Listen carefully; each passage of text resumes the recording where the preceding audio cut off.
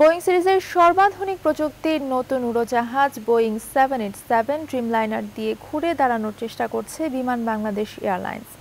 বিমানবহরে যুক্ত হওয়া নতুন এই উড়োজাহাজে চড়ে স্বস্তি প্রকাশ করছেন যাত্রীরাও। তবে সরকার সংশ্লিষ্টরা বলছেন বাকি তিনটি ড্রিমলাইনার বুঝে পাওয়া সহ বিমানবহরে নিজস্ব উড়োজাহাজ বাড়াতে না পারলে নতুন রুটে ফ্লাইট পরিচালনা সম্ভব হচ্ছে না রাষ্ট্রীয় এই সংস্থাটির। আরও জানাচ্ছেন লাকমিনা জেসমিন সোমা। এক মাস হতে চলল বাংলাদেশ বিমানের বহরে যুক্ত হয়েছে বোয়িং 787 ড্রিমলাইনার। বোয়িং কোম্পানির সর্বশেষ প্রযুক্তির এই উড়োজাহাজ দিয়ে প্রচলিত দুই রুট ঢাকা কুয়ালালামপুর এবং ঢাকা সিঙ্গাপুরে ফ্লাইট পরিচালনা করছে বিমান কর্তৃপক্ষ। যাত্রা শুরুর এক মাসে কেমন চলছে ড্রিমলাইনার? নতুন এই উড়োজাহাজে আলাদা কি স্বাদ পাচ্ছেন যাত্রীরা? কেমনই বা হচ্ছে তাদের ভ্রমণ বিলাসের অভিজ্ঞতা?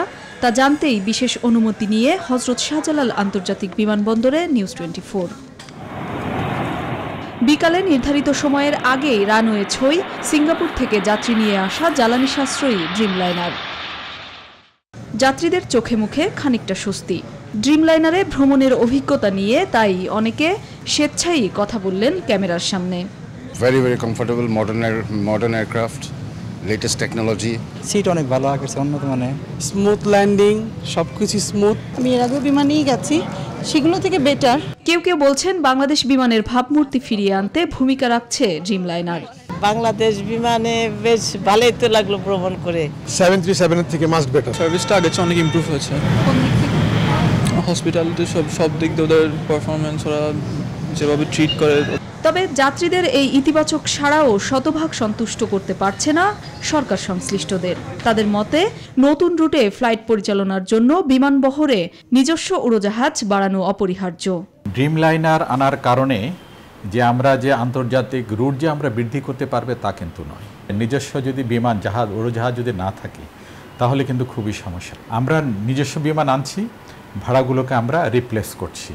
মূলত আমরা নতুন বিমান না পাওয়া পর্যন্ত আসলে ইন্টারন্যাশনাল রুট বাড়ানোটা আমাদের জন্য খুব একটা লাভজনক না।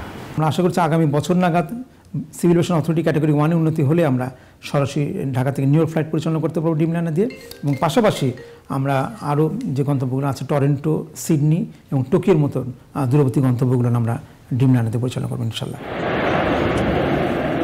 অতীতের সব গ্লানি মুছে ঘুরে দাঁড়াতে চায় লাল সবুজের পতাকাবাহী বাংলাদেশ বিমান। এজন্য নেওয়া হচ্ছে নানা ধরনের উদ্যোগ।